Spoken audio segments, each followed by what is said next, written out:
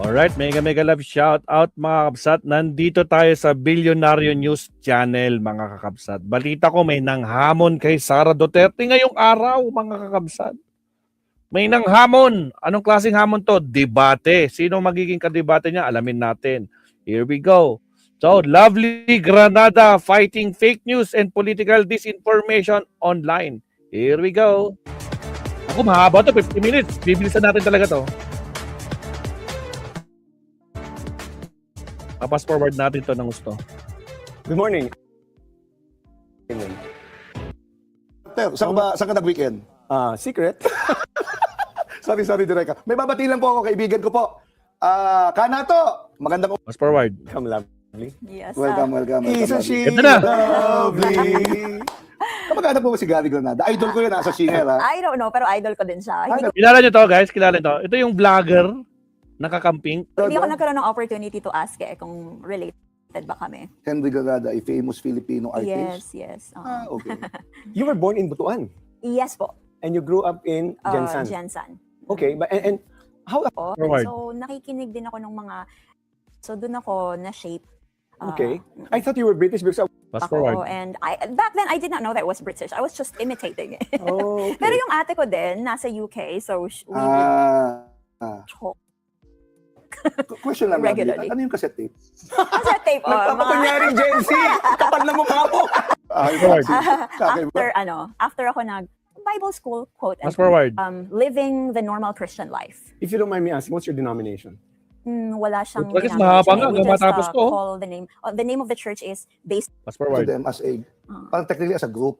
uh, Tribal people? Hindi, no, three. tri people. The Three.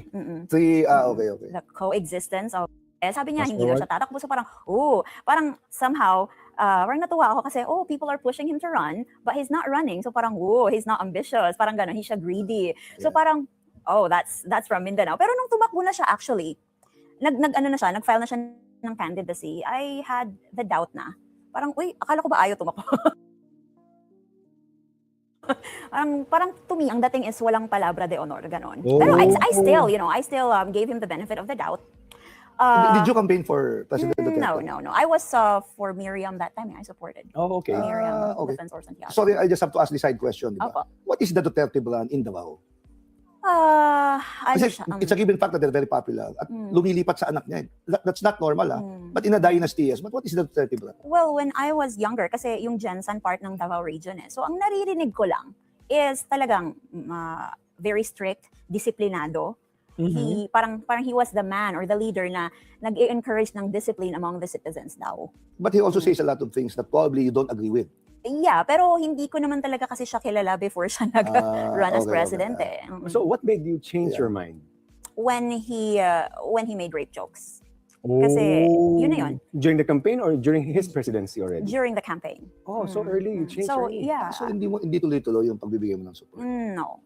Nung nag-rape joke na siya, sabi ko, no, this is not the guy. He should not be our president. I saw yung last vlog regarding a politician who, di ba? Na binanggit nga yung na-imagine ko. Yeah.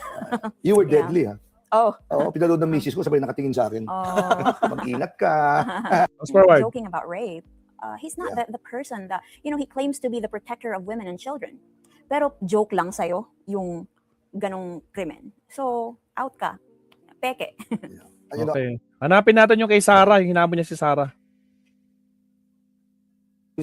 What made you resonate among those who are against President Duterte? Probably authenticity.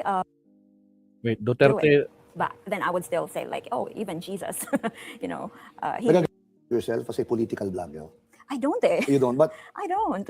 ano sa tingin mo yung vlog mo? Is it political? Is it social? Is it Mostly may social political. awareness? Mostly yeah. political. Social, political. But you mentioned you started vlogging in October of 2025. Political vlogging. Kasi Yes. before that, my contents were on, life, daily life. What year was this? 2025. yeah, last year. 2025. Last year. So what triggered it? What triggered the sudden shift to politica? Yeah. I reacted to one of the contents ng DDS na sabi, yan ang, we heard of the passing of Miss Emma Atienza. The daughter of Yeah. Kim Kuya Atienza. Kim, yeah. And there were a few DDS vloggers sinasabi knock niyo si Duterte. So it was like, Parang, Sorry, did she ever mock Duterte? I'm not familiar with well, this. she had a video nung naaresto kasi siya, former President Rodrigo Okay. Duterte. She had a video of that news in the background. Tapos she was like celebrating. Okay. Well, now that we're talking about social media, Mm-mm.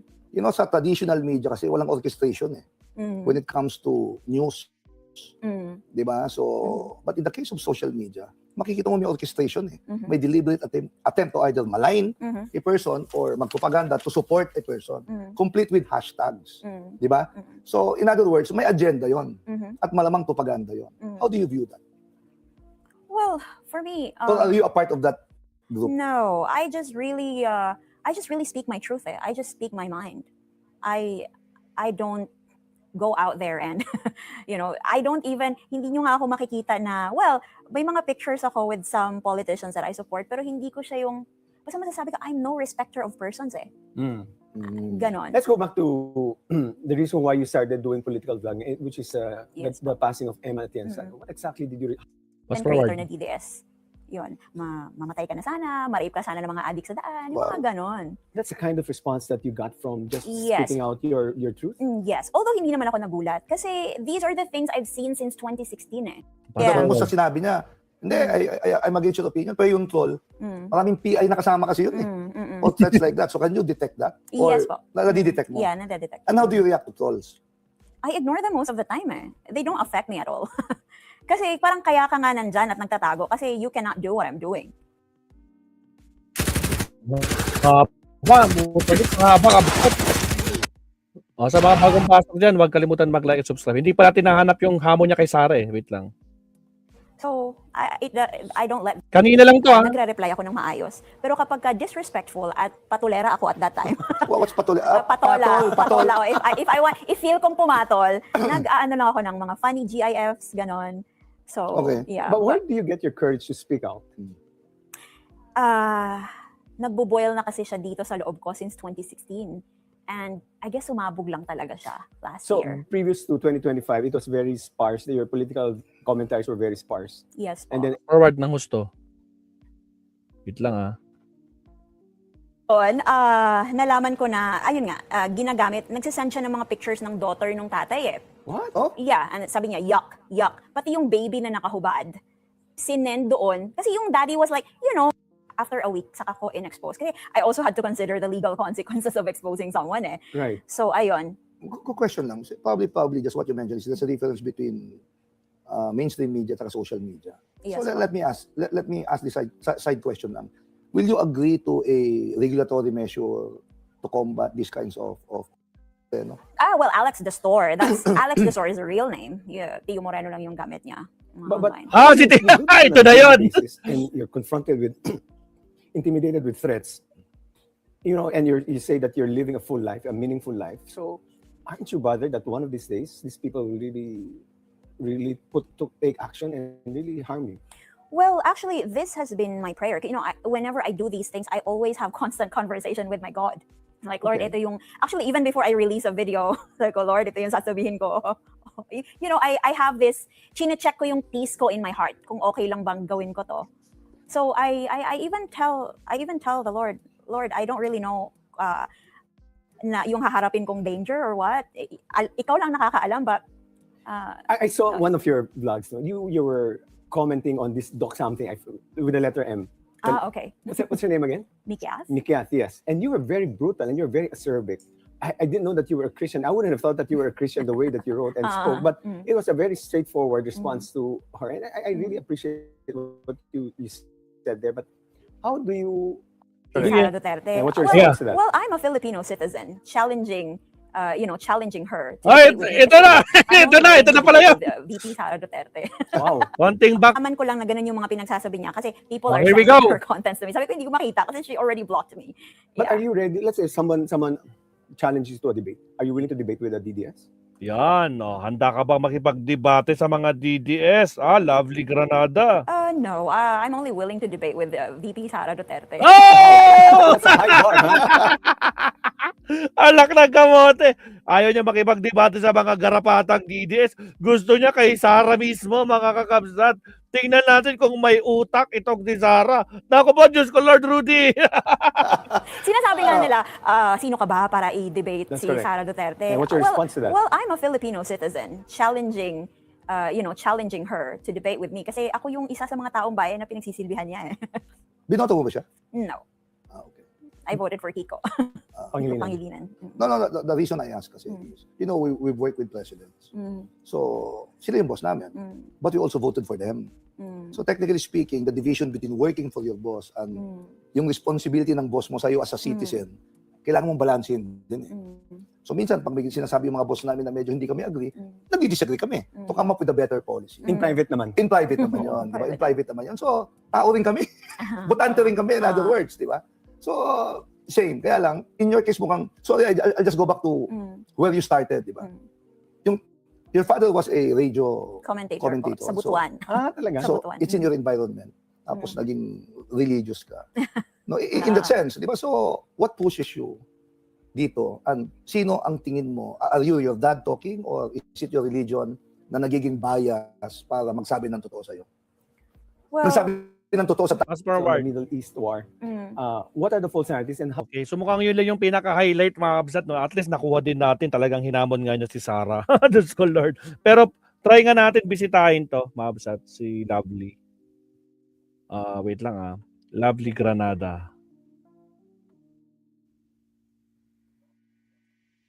Lovely Granada. Alam ko maraming followers na to. 86,000 followers na siya mga kabsat.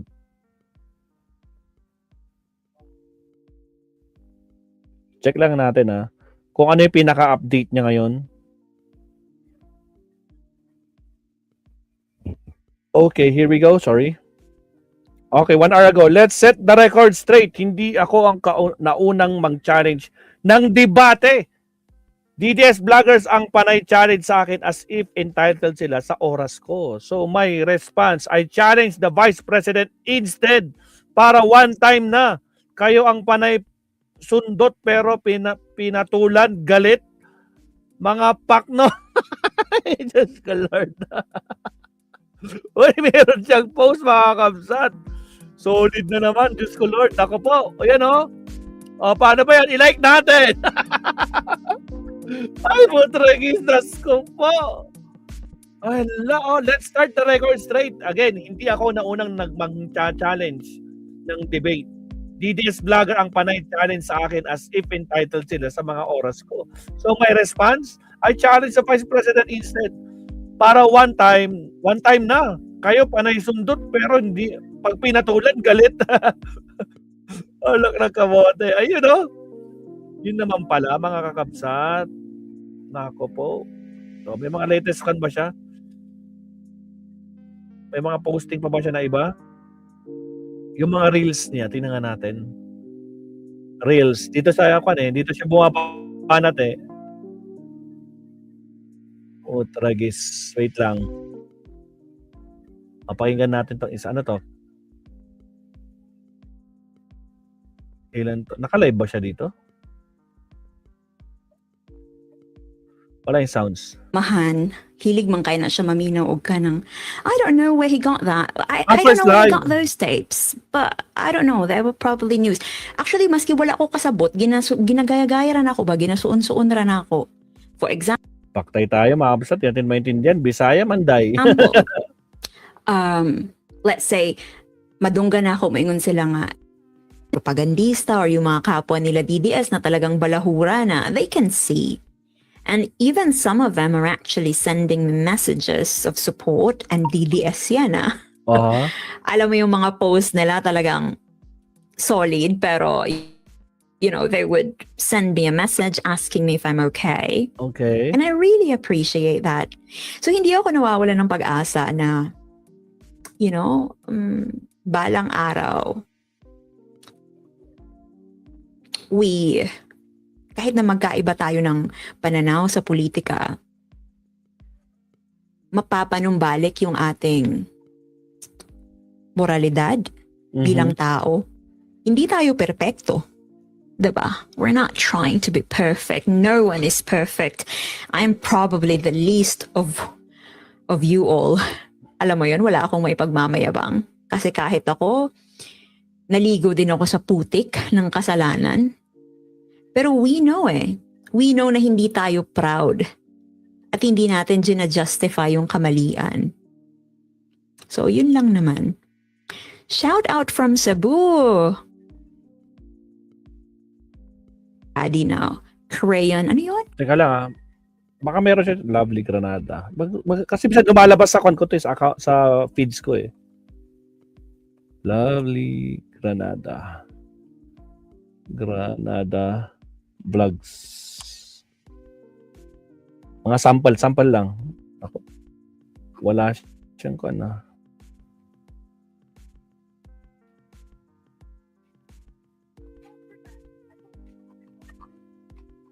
Anong mensahe mo para sa ating mga kababayan Okay. daw sa Sa mga O sige, ito na lang. Kay Kristen. Anong mensahe mo para sa ating mga kababayan daw sa mga igsuon nato din ha sa Bisaya ug Mindanao, I know nga daghan mo nga dili gyud pabor kay Duterte pero laban lang. Dili mo wa mo nag-inusara. Daghan na ta. So patuloy lang, laban lang kay naami dire. Sino in-address mo doon? Yung mga sumusuporta kay Duterte, yung mga hindi? Or Yung both? mga hindi sumusuporta na natatakot pero ngayon lumalaban na. So I'm just telling them to keep holding the line Okay. kasi marami tayo. And yes, ito naman para sa mga sumusuporta kay Duterte, actually dili kamo ang kalaban. Hindi kayo yung kalaban. Although harsh ko usahay, pero actually you know na hindi kayo ang personal na inaatake ko, kundi yung paniniwala ni Duterte. Kasi pag-abot sa pagpatay, pag-abot sa mga rape jokes, dili jud ko ganahan ana, and I stand with that. And maski DDS mo, you have to know, at lagi kong sinasabi to, na parte mo sa ako ang ginapaglaban. Parte kayo ng pinaglalaban natin kasi iisang bansa lang naman tayo eh. Wala tayong patutunguhan kung watak-watak tayo. Tama. Anong mensahe mo? Oh, yan na. Okay na tayo. Isuon nato din ha sa Wala na ba tayo mas yung mga banat talaga no? Actually nag-enjoy ako kapag dumadaan siya sa feeds ko kasi people. kayo. Nakikita nyo rin. Ito parang ito sa video ba to? Si Bisdak. Ito nung February. Ay wala. Tumatalon. Okay. Kain suka. Yan. Debunking the kain suka narrative ng mga uplok na DDS. Hello mga bisdak. Hello Pilipinas. So, sinuka daw kasi ni Sara at ng mga DDS si BBM. Okay, napanood na natin yan. Sigurado mabsat. So, next topic tayo. Sir Leonardo, Sir Tony. Naku po, Diyos ko Lord Rudy. Maraming salamat, Lovely Granada, at saka kay Christian. No? Huwag kayong magka-copyright ha. Sinir ko lang. Alright, maraming salamat ka. Pan po tayo. Last topic tayo.